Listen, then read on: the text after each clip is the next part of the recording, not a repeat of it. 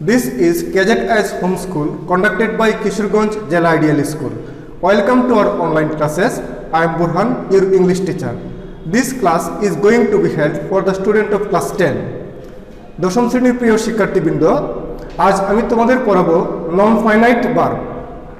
তোমাদের সিলেবাসে simple complex compound রয়েছে। তোমরা যদি নন ফাইনাইট ভার্ব এবং ফাইনাইট ভার্ব ভালোভাবে না চিনতে পারো তাহলে সিম্পল কমপ্লেক্স কম্পাউন্ড বোঝা কঠিন হবে। তাহলে শুরু করা যাক। Finite verb, non finite verb. আমরা একটি এক্সাম্পল সেন্টেন্সের মাধ্যমে বুঝে নেব ফাইনাইট ভার্ব এবং নন ফাইনাইট ভার্ব কি। I want to get a job. আমি একটি চাকরি পেতে চাই। প্রিয় শিক্ষার্থী, এই বাক্যে দুটি ভার্ব আছে, একটি হচ্ছে want আর একটি হচ্ছে টু গেট। want অর্থ চাই আর টু গেট পেতে। লক্ষ্য করো, আমি যদি want ভার্বটি বাক্য থেকে বাদ দেই তাহলে বাক্যটি এরকম হয়, I to get a job. আমি একটি চাকরি পেতে। তাহলে বাক্যটি পরিপূর্ণ অর্থ প্রকাশ করতে পারে না। অর্থাৎ টু গেট ভার্বটি ওয়ান্ট ভার্বের সাহায্য ছাড়া পরিপূর্ণ অর্থ প্রকাশ করতে পারছে না। অতএব টু গেট এখানে নন ফাইনাইট ভার্ব, অর্থাৎ যে ভার্বটি আরেকটি ভার্বের সাহায্য ছাড়া পরিপূর্ণ অর্থ প্রকাশ করতে পারে না সেটাই হচ্ছে non finite verb. On the other hand, আমি যদি টু গেট অংশটুকু বাক্য থেকে বাদ দিই তাহলে বাক্যটা এরকম হয়, আই ওয়ান্ট এ জব। আমি একটি চাকরি চাই। তখন বাক্যটি পরিপূর্ণ অর্থ প্রকাশ করতে পারে। অর্থাৎ ওয়ান্ট ভার্বটি টু গেট ভার্বটির সাহায্য ছাড়াই পরিপূর্ণ অর্থ প্রকাশ করতে পারে।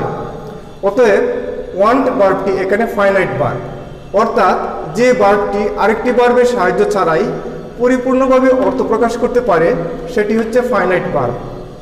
সুপ্রিয় শিক্ষার্থী, আমাদের আজকের আলোচ্য বিষয় হচ্ছে নন ফাইনাইট ভার্ব।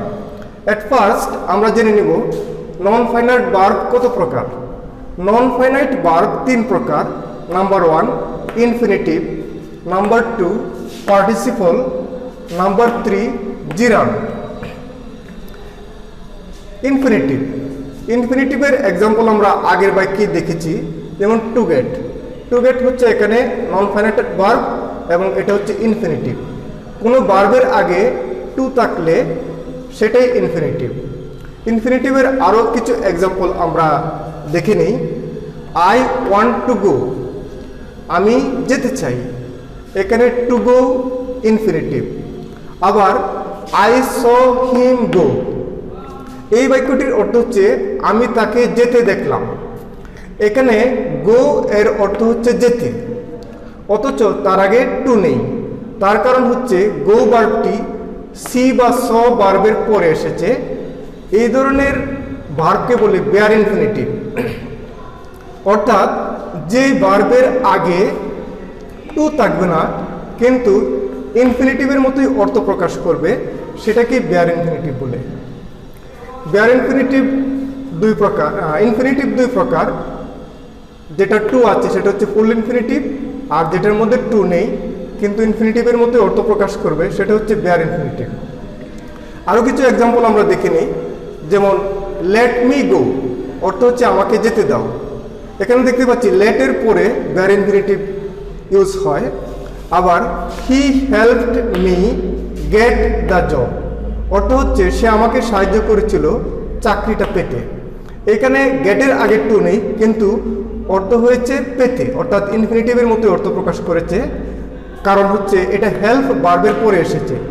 এরকম সি, হেল্প, লেট, বিহোল্ড আরও কিছু ভার্ব আছে যেগুলির পরে বেয়ার ইনফিনিটিভ বা টু ছাড়া ইনফিনিটিভ ব্যবহৃত হয়। Number 2 participle. পার্টিসিপল দুই প্রকার। একটা হচ্ছে প্রেজেন্ট পার্টিসিপল। প্রেজেন্ট পার্টিসিপল গঠিত হয় ভার্ব প্লাস আইএনজি দিয়ে, যেমন গোয়িং, রানিং, কামিং। আরেকটা হচ্ছে পাস্ট পার্টিসিপল বা যেটাকে আমরা B3 বলি সংক্ষেপে। পাস্ট পার্টিসিপল তো তোমরা অবশ্যই জানো, যেমন গন, তারপরে ব্রোকেন, টেকেন, এই ধরনের ভার্ব। তো আমরা দেখব পার্টিসিপল বা প্রেজেন্ট পার্টিসিপল কিভাবে নন ফাইনাইট ভার্ব হিসেবে বাক্যে ব্যবহৃত হয়। একটি বাক্য পড়ে নেই, going to market, I bought a big fish. Going to market বাজারে গিয়ে আই বট আমি কিনেছিলাম এ বিগ ফিশ একটি বড় মাছ। প্রিয় শিক্ষার্থী, এই বাক্যে দুটি ভার্ব রয়েছে, একটা হচ্ছে বট কিনেছিলাম, আর একটা হচ্ছে গোয়িং। এই বাক্যে বট হচ্ছে ফাইনাইট ভার্ব আর গোয়িং হচ্ছে নন ফাইনাইট ভার্ব। কারণ গোয়িং টু মার্কেট শুধু এটুকু বললেই কোনো পরিপূর্ণ অর্থ প্রকাশ পায় না। তাছাড়া গোয়িং এখানে ভার্ব প্লাস আইএনজি, কিন্তু তার আগে কোনো auxiliary verb am is are, was, were, shall be, will be এ ধরনের কোনো অক্সিলারি ভার্ব নেই। সুতরাং এটাকে আমরা নন ফাইনাইট ভার্ব বলবো। যদি এর আগে কোনো অক্সিলারি ভার্ব থাকতো, যেমন I am going to market, তখন সেটা ফাইনাইট ভার্ব হয়ে যেত। তাহলে ভার্ব প্লাস আইএনজি এখানে finite verb, non finite verb. এখন গোয়িং টু মার্কেট এটা একটা ফ্রেজ। যদি বটকে আমরা প্রশ্ন করি যে আমি কিভাবে কিনেছিলাম, কিভাবে প্রশ্নের উত্তরে আসে গোয়িং টু মার্কেট, তাহলে কিভাবে প্রশ্নের উত্তরে যে অংশটুকু আসে সেটা হচ্ছে অ্যাডভার্ব। তাহলে আমরা দেখতে পাচ্ছি গোয়িং এখানে ভার্বের বৈশিষ্ট্য হারিয়ে অ্যাডভার্বের বৈশিষ্ট্য ধারণ করেছে। Go to the next sentence. The child came to its mother running. অর্থ হচ্ছে দ্য চাইল্ড কেম, বাচ্চাটি এসেছিল, টু ইটস মাদার, এর মায়ের কাছে, রানিং, দৌড়ে। এই বাক্যে দুটি ভার্ব আছে, একটা হলো কেম, এটা ফাইনাইট ভার্ব। আর যদি প্রশ্ন করি কিভাবে এসেছিল, রানিং, দৌড়ে, তাহলে কিভাবে প্রশ্নের উত্তর দিচ্ছে। সুতরাং এই রানিং শব্দটি এখানে ভার্বের বৈশিষ্ট্য হারিয়ে অ্যাডভার্বের বৈশিষ্ট্য ধারণ করেছে। তাছাড়া তার আগে এম ইজ আর নেই, কোনো অক্সিলারি ভার্ব নেই, সেটা নন ফাইনাইট ভার্ব। সুপ্রিয় শিক্ষার্থী, এখন আমরা দেখব ভার্ব প্লাস আইএনজি কিভাবে অ্যাডজেক্টিভের ভূমিকা পালন করে নন ফাইনাইট ভার্ব হিসেবে। আগে এই বাক্যটি আমরা পড়ে নিই। He got into a running train. সে একটি চলন্ত ট্রেনে উঠেছিল। হি গট ইনটু, সে উঠেছিল, এ রানিং ট্রেন, একটি চলন্ত ট্রেনে। রানিং এর অর্থ হচ্ছে এখানে চলন্ত। লক্ষ্য করো, যদি রানিং এর আগে একটি অক্সিলারি ভার্ব থাকতো, যদি এমন হইতো যে দ্য ট্রেন ইজ রানিং, তখন অর্থ হইতো ট্রেনটি চলতেছে। কিন্তু এখানে অর্থ হচ্ছে চলন্ত। কেমন ট্রেন? চলন্ত ট্রেন। এখানে ট্রেন নাউনটির অবস্থা প্রকাশ করেছে। সুতরাং রানিং এখানে ভার্বের বৈশিষ্ট্য হারিয়ে অ্যাডজেক্টিভের বৈশিষ্ট্য ধারণ করেছে। তাছাড়া রানিং এর আগে কোনো অক্সিলারি ভার্ব নেই। সুতরাং রানিং এখানে নন ফাইনাইট ভার্ব। তো রানিংকে আমরা নন ফাইনাইট ভার্ব বলতে পারি, আবার প্রেজেন্ট পার্টিসিপল করতে পারি, আবার এটাকে অ্যাডজেক্টিভও বলতে পারি। এখানে রানিং শব্দটি নাউনের আগে বসে অ্যাডজেক্টিভের ভূমিকা পালন করেছে। এইভাবে ভার্ব প্লাস আইএনজি নাউনের পরে বসে অ্যাডজেক্টিভ এর ভূমিকা পালন করতে পারে। যেমন people living in Dhaka city suffer A lot of traffic jam. এর অর্থ হচ্ছে people living in Dhaka city, Dhaka শহরে বসবাসকারী লোকজন, সাফার ভোগে বা কষ্ট করে, এ লট অফ ট্রাফিক জ্যাম প্রচুর ট্রাফিক জ্যামে কষ্ট করে। এখানে সাফার হচ্ছে ফাইনাইট ভার্ব আর লিভিং হচ্ছে নন ফাইনাইট ভার্ব, কারণ লিভিং এর আগে কোনো অক্সিলারি ভার্ব নেই। তাছাড়া লিভিং এখানে এই পিপল নাউনটির অবস্থা প্রকাশ করেছে। কেমন লোকজন ট্রাফিক জ্যামে সাফার করে? ঢাকা শহরে বসবাসকারী লোকজন। তো লিভিং ইন ঢাকা এই ফ্রেজটুকু পিপল নাউনের অ্যাডজেক্টিভ হিসেবে ব্যবহার করা হয়েছে। সুতরাং লিভিং এখানে নন ফাইনাইট ভার্ব, লিভিং এখানে পার্টিসিপল এবং লিভিং এখানে পিপল নাউনের অ্যাডজেক্টিভ। সুপ্রিয় শিক্ষার্থী, ভার্ব প্লাস আইএনজি যেমন নাউনের পরে বসে অথবা নাউনের আগে বসে নাউনের অ্যাডজেক্টিভের ভূমিকা পালন করতে পারে, ঠিক একইভাবে V3 বা ভার্বের 3 নং বা ভার্বের ফার্স্ট পার্টিসিপলও নাউনের আগে অথবা পরে বসে অ্যাডজেক্টিভের ভূমিকা পালন করতে পারে নন ফাইনাইট ভার্ব হিসেবে। আমরা আরেকটি বাক্য পড়ে নিই। এ ব্রোকেন গ্লাস ইজ ডেঞ্জারাস। এর অর্থ হচ্ছে একটি ভাঙ্গা গ্লাস বিপজ্জনক। কেমন গ্লাস? ভাঙ্গা গ্লাস। Break, broken.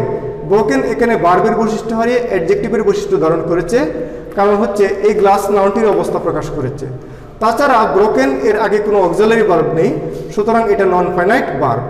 যদি কোনো অক্সিলারি ভার্ব থাকতো হ্যাভ, হ্যাজ, এই ধরনের, যেমন I have broken the glass, আমি গ্লাসটি ভেঙেছি, তখন সেটা ফাইনাইট ভার্ব হয়ে যেত। তো ব্রোকেন এখানে গ্লাস নাউনটির আগে বসে গ্লাসকে মডিফাই করেছে। ঠিক একইভাবে ভার্বের 3 নং নাউনের পরে বসেও কিভাবে অ্যাডজেক্টিভের ভূমিকা পালন করে সেটা আমরা দেখে নেব পরের বাক্যে। ইউ হ্যাভ টু সাবমিট, তোমাকে জমা দিতে হবে, an application written in hand, তোমাকে হাতে লেখা একটি অ্যাপ্লিকেশন জমা দিতে হবে। লক্ষ্য করো, রিটেন এখানে ভার্বের 3 নং, রাইট, রোট, রিটেন, কিন্তু তার আগে কোনো অক্সিলারি ভার্ব নেই, সুতরাং এটা নন ফাইনাইট ভার্ব। তাছাড়া অ্যাপ্লিকেশন নাউনটিকে মডিফাই করেছে। কেমন অ্যাপ্লিকেশন? হাতে লেখা অ্যাপ্লিকেশন, অর্থাৎ অ্যাপ্লিকেশনের অবস্থা প্রকাশ করেছে। সুতরাং রিটেন এখানে ভার্বের বৈশিষ্ট্য হারিয়ে অ্যাডজেক্টিভের বৈশিষ্ট্য ধারণ করেছে।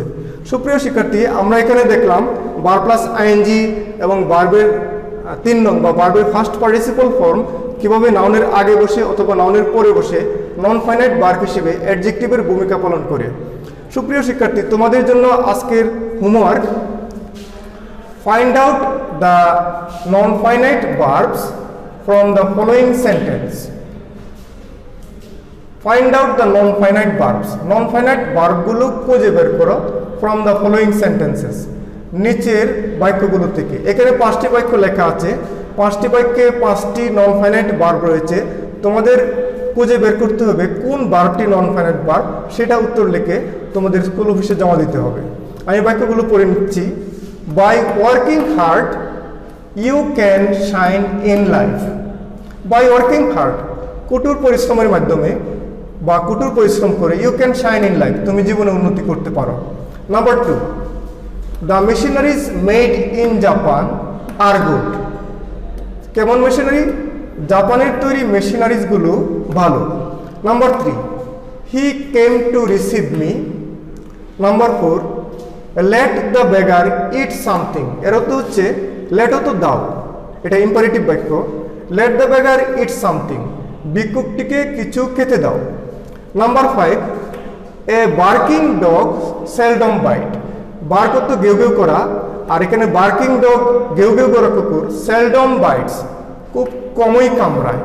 সুপ্রিয় শিক্ষার্থী, আশা করি তোমরা ফাইনাইট ভার্ব এবং নন ফাইনাইট ভার্ব সম্পর্কে ক্লিয়ার ধারণা পেয়েছ। তোমরা পরবর্তী লেসনের জন্য প্রস্তুত থেকো। আজকের মতো এখানেই শেষ করছি। আল্লাহ হাফেজ।